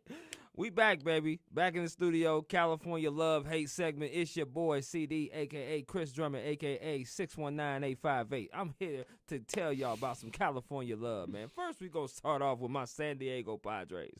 Baby, we got Yu Darvish and Blake Snell, two of the hottest pitchers on the market. Shout out to the Padres GM, baby, for doing this. Teaming them up with Fernando Tatis, Manny Machado, Eric Hosmer, Trent Grisham. I don't even need to name the whole lineup. Y'all already know. Y'all can go to ESPN and go to SanDiegoPadres.com and see the lineup. But, baby, we got two new pitchers to battle against them Dodgers. For those of you that don't know, that was living under a rock, the Dodgers won the World Series last year. They're in the West. They're in our division. We're going to be battling with them along with the Atlanta Braves. So y'all know I had to show some love to my San Diego Padres. Best believe. Next California love I'm about to show is to my Chargers. Yes, indeed. Oh, yeah, they have the Rookie of the Year on the team. Yes, I said it. The Rookie of the Year on the team. That's Justin Herbert. Fraud. Don't do that. Don't do that. Ain't Mickey about Mouse Joe. Championship. It ain't about JoJo. It's about Justin. Okay, about Justin Herbert. Okay, he broke. No, it's Justin Jefferson. No, first of all, that's the wrong Justin. It's Herbert. Okay, Justin Jefferson was balling. Don't get me wrong now.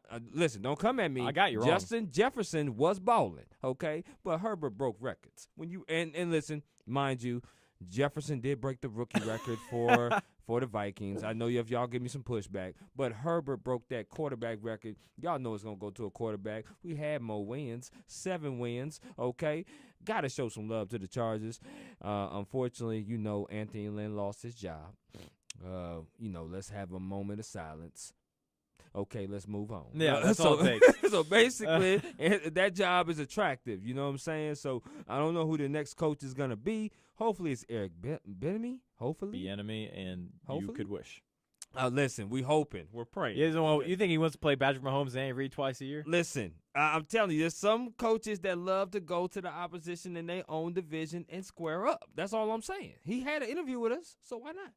So, had to show some love to my Chargers, man. Y'all know. Also, the Los Angeles Rams got to show some love to them because they definitely balled out last weekend in their wild card victory, even though both of their quarterbacks, Wofford got hurt, Goff played like trash. But the defense, which y'all probably will hear this again in the Stars of the Week, the defense showed up and balled out. Russell Wilson, he threw for about he only completed 43% of his passes. That's 11 for 27. When the last time you seen a team score more points than get completions in a game? Come on now. They had 20 points, only 11 completions. That Rams defense was balling. You know what I'm saying? So I got to show some California love to them. That's no doubt. No doubt about that. Now, San Francisco, the 49ers, I got to show some hate to y'all. First of all, y'all was terrible all season. I don't understand why y'all went with Jimmy G as y'all quarterback. He trash. Y'all need to get rid of him. He trash with a capital T. The contract too big. Trade him. I don't care if you trade him for a bag of cheese doodles. I don't care what you do. Just get rid of him. Okay, because he bad. Yeah, he bad. He awful. Y'all need to get some more receivers. Debo Samuel, I don't know what y'all trainers doing over there with the 49ers, but he can't seem to stay healthy. He get on the field, his hamstring, his toe. He always seem to be hurt. That don't make no sense. Y'all trainers need to do better for San Francisco, man. Y'all made my uncle cry several times as a 49er fan because it was just terrible. So y'all don't get no love from me. Y'all get a whole bunch of hate for San Francisco. And that ends the California Love-Hate segment by your boy, CD. Thank you very much, Chris. You did. Every time, huh? You got to have that on there. All right. That brings it to the MMA moment. This Saturday. Yeah. I need a win, man. And I need a Max Holloway win. He's fighting against Calvin Kattar, featherweight not title, but pretty much a title eliminator / contending fight, whatever you like to call it. Calvin Kattar has looked just dangerous through his last couple fights.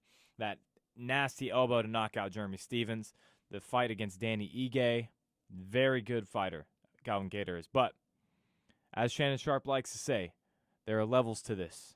Max Holloway has been at that level for 5 to 6 years. Calvin Kattar has never been to that level. Never. Max Holloway, go in there, do what you do, knock this guy out by death to 1,000 cuts. You know your game. You know how to box. Don't go out there swinging. You never have. Talk to him. You don't have the knockout power. We all know that, but that's why you're one of my favorite fighters. He's just a pristine boxer. So I love it. That's what I'm going to protect. I'm actually going to protect a 5-round unanimous decision for Max Holloway because, boy, the judges have not liked Max Holloway in the last 2 fights. I think he's lost. I think he won both of those last 2 title fights against Alexander Volkanovski. You can argue with the first one. I said, I think that he's won the first 2 fights with Alexander Volkanovski. Yeah, you told me to, so I did. I did. No. I puffed up and repeated it. But you did. Max Holloway, I think, is the best featherweight on the earth.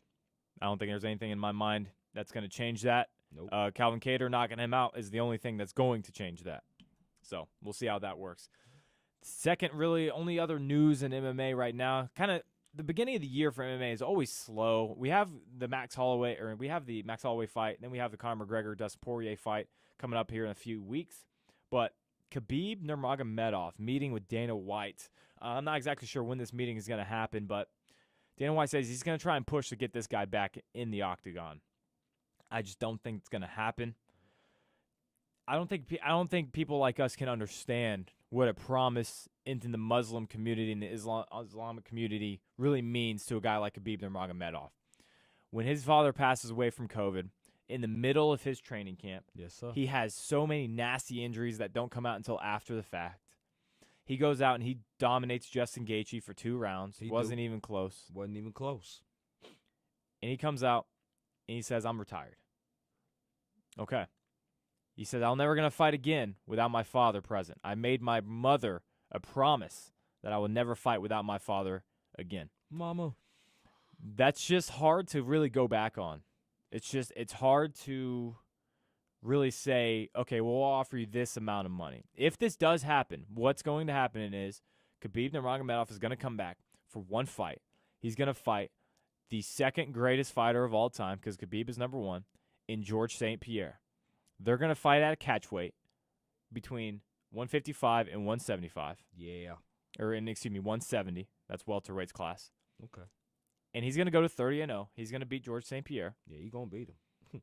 And he's going to retire 30-0, cementing his legacy as the greatest athlete to ever walk the face of the earth in any sport. If he comes back, that is what the plan is going to be. Nothing else. Otherwise, Khabib Nurmagomedov, enjoy retirement. You are the greatest MMA fighter to ever walk this earth, the most dominant MMA fighter to ever walk this earth. 29-0. This is to you, man. Good job. Say less. Yep. All right. Alumni assumptions time, baby. Jordan, what do we got? I got NFL playoff edition. Okay. And 1 NBA. Okay. All right. All right, yeah. He said, I got playoff edition and 1 NBA. Might as well mix it up. I'm just kidding. Go ahead. Yeah. Do whatever you like. All right. So, okay, wait. Before actually we start, so we're going to clear the board again. Let's clear that thing. Jordan, you are officially now that Jacob is gone, you are officially our what liaison. I don't know what the word is. You create the show pretty much. So you are not going to have a scoreboard. You honorary won last year. Let's just give you that. Oh, yeah. But I had the higher Yeah, I points, did. so in your 23. face. 156, Chris with 135. I was solid. But not good enough. No, I wasn't. That wasn't good enough. I'm very humble. Yeah, Yeah. I can tell. Let me go ahead and we're going to go ahead and get a clean slate before we start. 0. Me and Chris Don't be adding no points this time. are officially. What do you mean adding?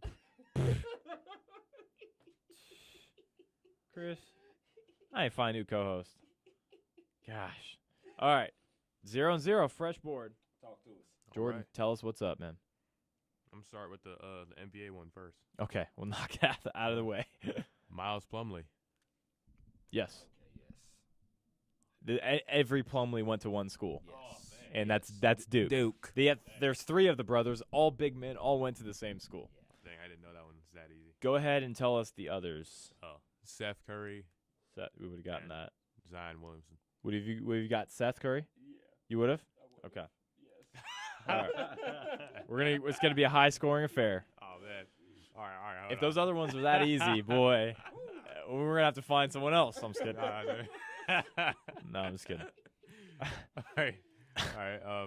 Mark Ingram. Okay. Well, okay. Alabama. Alabama. Gosh, Oh no. All right. man. Jordan, man. I need more effort. Well, We need players we've never heard of or some. Yeah, what were the other 2? Josh Jacobs and Derrick Henry. These are just they're too easy. We all know these. All right. You know, here is the I think the rule that you should go by. If you know it, we definitely know it. Right? So if you knew where Mark Ingram went to school, did you? No, I did not. Okay, well that's a problem.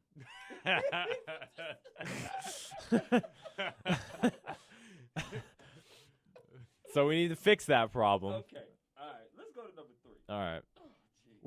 We already got 6 points. No, man. because I was like, I didn't know where Derrick Henry went, so I was like, oh, where did Derrick Henry go? He won a Heisman. They both won a Heisman, man. Both running backs won a Heisman at Alabama. Oh my gosh. All right. Let's see. What's the third one? Malcolm Butler. Oh.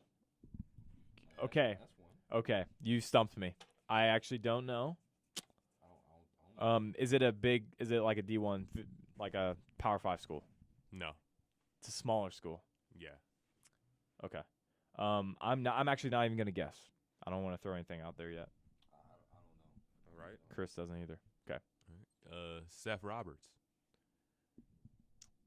Seth Roberts too? No, I know you're talking about the Bills returner. I know this is a really small school. It is. It's a really small school. Okay. I have it on the tip of my tongue. Marshall? Is it Eastern Illinois? No. Okay. Okay. So, all right, this is a good one. This is what we need more of. You know what I mean? All right, go to number 1. Tyreek Hill. No, I don't know it. Why'd you throw your hands up like I you knew like? you did. Yes. Because I know Okay. you do. No. So he originally went to Oklahoma State, but that's not the answer. Right. The answer is West Alabama. Yep, it's West Alabama. Yes. Okay. Because he said small school. I'm like, Tyreek. I'm like, oh, I ain't going to get that. I knew Oklahoma State. Yeah. Yeah. Okay. Yep. Western Alabama. I remember this so clearly. We have some time, but in the draft when we took Tyreek Hill, I remember it was very strange because the footage was like high school, like a camcorder. It was shaky. He was returning a punt. Like that's how small the school was, man. Like it was very, very small school. So I remember that very clearly. I never remember that or never forget that. I'll never remember that. That's weird. Never forget that. All right. So we're on number 4. Yeah, so I got Joey Bosa. All right. Well, you did great last time. Yeah, let's just move on. Ohio State. Ohio State. What were your others? I swear, if the other one's Nick Bosa, I'm gonna lose it. Carlos Hyde and J.K. Dobbins. Okay. All right, Would you have gotten Carlos Hyde? And J.K. Dobbins. Gosh. Let me see who else. Brandon Brooks. Oh my gosh, we've actually had him on this one before. I swear. That's a good one. And this is gonna be funny because I feel like I actually guessed this the same time last time, but I think this is right. Miami of Ohio. No? Gosh. I don't know. Why do I have an obsession with that school? I don't know why. That's just weird. Oh man. I don't know that one. What's the next one? Yeah, just go to the next one. Doug Costin. Is it Costin? What? Say what? Doug Costin, I think. Costin. I think it's Costin. I still don't know either pronunciation. So Costa, I still don't know. yeah, number 1. Ben Roethlisberger. That is Miami of Ohio. Oh, it's Miami of Ohio. It's not University of What? I thought it was Miami of Florida School. Miami of Ohio. Oh, okay. All right. No, it is Miami, Ohio. Okay. I got it right. Okay, Gosh. yeah, you got it. He said. Hold he up. said- I think I should get 1 point. You do. No, you do. You got Ben Roethlisberger. Okay, cool. Yeah. Cool. Yeah. Oh, I'm not. yeah. Yeah, no, I'm fair. Ain't it? I'm fair. I'm the point giver, but I'm fair. You earned your point. University of Miami. Jordan, you are a mess, bro. Gosh. You make this Oh, show man, 10 bro. times more interesting, though. I swear. Um, He said. He said, "Oh, it is." He said- All right, was this 5, This is 5. 6, something like that? I don't know. Okay. I think we got a few more left. All right. All right. So Oh, no, far, no. 13 to 10 for me. I'm up, just by a little bit. Oh no, actually, this is my last one. Actually, I thought I had 7. Is this the last one? Yeah, this one last. You need to step it up next week. So we got 5 of these this week, Right. No, I have one more. So you had 6. but Yeah. this is the 6th one. All right, So you have 6. Yeah. Okay, talk to me. All right. Marvin Jones. He is Oh, not in the man. playoffs. Yeah, Marvin Jones is definitely not in the playoffs. Yeah, it's not all of them are in the playoffs, but like like the number. Wait, neither is Brandon Brooks. I didn't But I'm catch on to saying- But that. I'm saying like the one, the number 1 is in the playoffs. The last Oh, the one. last Yeah. one. Okay. Oh. Big Ben was in the playoffs. He was. Okay. So Okay. Dalvin Yeah, Cook. Dalvin. Marvin Jones, Cal. No. It's a good one, actually. Uh, I'm gonna go Pac-12 too. I'm gonna say Stanford. No. Okay, then no. Okay. I don't know. Good. Go to number 2. Dang, I think Jordan Cameron. Jordan Cameron or Cameron Jordan? Well, here's the thing. Because Jordan Cameron is retired. He was a tight end for the Browns. Cameron Jordan is still playing for the Saints. All right, let me look that up. Here, I'm going to make it easy for you. One's black and one's white. I'm looking it up. Okay, I was going to say, if you remember to make it easy. They don't look anything alike. Jordan Cameron looks like me. Cameron Jordan looks more like Chris. That's just how it is. Let's see, let's see. Yeah. Oh, no. Get about 14 shades light. And one. That is racist, Chris. You can't say that on air. Come on. Let's see. Man. I gotta look at what school he went to. Oh no. Because I thought the other one was too easy, so I just pulled this one out. Okay, you know what? Let's just go to number 1, and we'll come back to No, Jordan no, Cameron, wait, Cameron hold on, Jordan. hold on. I got this. All right, fine. Hey, shh. Oh yeah. It's Cameron Jordan. Yeah. So you had it the wrong way. Okay, so Cameron Jordan, and guess what? I still don't know. No, I don't. I don't know. I don't. Man, I do think this is a Pac-12 school still. Give me Oregon State. No. Okay, All right, go what's to the go to the one? last one then. Aaron Rodgers. I said that Cal. earlier. I said Cal, California. That was my first guess. Huh? Yeah. Yeah, Berkeley. Yeah, Cal Berkeley. It's the same school. Oh, I thought you. Berkeley doesn't have athletics. You about to be Oh, man. He was being ridiculous right now, man. Are you serious? Yes, he went to Cal. He did. Oh man. Yes. It's Cal Berkeley. Okay. Oh my gosh, Got man. you, man. You're telling me the wrong answers. Okay, now I gotta look it up. Marvin Jones. Cameron Jordan went to Cal. That makes sense. Marvin Jones. Cameron Jordan's also in the playoffs. Yes. He went to Cal. Gosh. Mm. God. It's okay. Hey, Man. Listen, this I'm is being week one. educated. This is week 1. So would you have guessed Cal if I was told incorrectly? Marvin Jones? Yeah. No. Or so you'll take the 1 point. I would have said. I definitely would have said another Pac-12 school, but I'm gonna be honest. I definitely got Aaron Rodgers. I would have known that. Okay, So so you got 1. yeah, I'll from take that. the 1 point. Okay. And that's the last one you got? Yeah, please. Please. All right. RJ Barrett. Here's what. Let's stop. Here's what we can do, Jordan. You had a rough week. We all have them. Just be better next time. That's all we can do. That's all you can Got do. y'all basketball. So here's what I think we should do. I think we should. And I know it's asking for more work, but I think we should do 10 because it creates more time, and that's what we used to do. We used to do just 10, and it was easy because the scoring system usually worked out a little bit better that way. All right, and y'all want the bonus too? Or- Oh, you have a bonus. Oh no, I was saying like you won a bonus too. Oh, Like, or- nah. I don't think the bonus is necessary because then you can do one, but don't feel need to.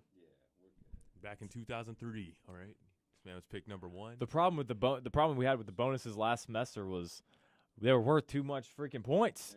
He was like, you get 7, 8, 9. I'm like, no. If you're gonna do a bonus, have it be up to 3 points. Yeah, if you're going to. Again, All right, not required. gotcha. Because we didn't get pretty much any of the bonuses last time. They were so insane. No, they were. So He said Jordan Cameron. He said, hold up. that's really funny because on the show The League, it's like about fantasy football players. This guy accidentally drafted on offensive league Cameron Jordan when Jordan Cameron was the guy he was trying to get. Right. That was kind of that was like an entire episode based off that. And so they had both the players on the show, and they were like, oh, Cameron Jordan, he's just starting to get playing, and then Jordan Cameron as well. But all right, last segment, and this is our last thing on the show for the first 2021 episode. Yeah. All right, stars of the week. I'm going to go ahead and lead us off here. Deshaun Watson. Not because of him per se, but because you had Andre Johnson, the most humble, the most well-spoken, the most I don't know how to say it, respected athlete of the Houston Texans history come out in your favor, in your support against the Houston Texans organization, the top office mistreating you and not really giving you any help, any sort of relief. And Andre Johnson comes out on Twitter in support. Then you got former players like you got Kareem Jackson who came in support, DeAndre Hopkins, DJ Reader, J.J. Watt. These guys are in support of what Andre Johnson is speaking, and that tells me a lot. That tells me that the Houston Texans are not handling the situation very well. Number 2, Baker Mayfield. I told you guys, Baker Mayfield, this is a top 10, top 12 quarterback when he's on, and that can win a lot of games, especially in the playoffs, especially against the Pittsburgh Steelers. So Baker Mayfield gets his first playoff win. Kind of crazy that he has as many as Lamar and Josh Allen now because they've all won one in the playoffs, in this playoff now. Kind of crazy because he had a lot more work to do than Josh Allen and Lamar Jackson did in their respective organizations. So, Baker Mayfield, you are the reason Cleveland Browns football is winning football games in this century. Keep it up, man. Except for against the Chiefs. You should lose that game. Keep it up next season. I'm talking about next season, fellas. Next season, keep it up, right? Right. I would prefer if he didn't play on Sunday. But I'm sure my feelings will not be taken into consideration. And then lastly, White Sox and Liam Hendricks, the best closer in the biz outside of Kirby Yates in the MLB, signing with the Chicago White Sox. The Oakland Athletics are notoriously known for not paying players, Liam Hendricks being yet another of the total. Going for I think $36 million over 3 years to the White Sox. The White Sox are the best team in the AL right now, bar none. So we're going to see how the White Sox are going to do, but they are the team to fear for the next 10 years in the AL. Am I wrong? There's some other teams that can go up there a little bit. They're the most talented team in the AL, and I don't think there's any debate about that. All right, Jordan. Oh, okay. Stars of the week. I got Lamar Jackson grabbing his first playoff win, proving the haters wrong, you know. He went out there and balled, went out there and did his thing. And Devontae Smith, now, yeah, they did crush Ohio State, and that was very unpleasant to watch. But Devontae Smith was a big reason they won that game. He tore him up first half. He tore him up so bad, like even with him being out with injury, it didn't really make a difference at that point because he had already done his damage. And also, we weren't here on the show, but Steph Curry, when he dropped 62 points, I got to shout that out.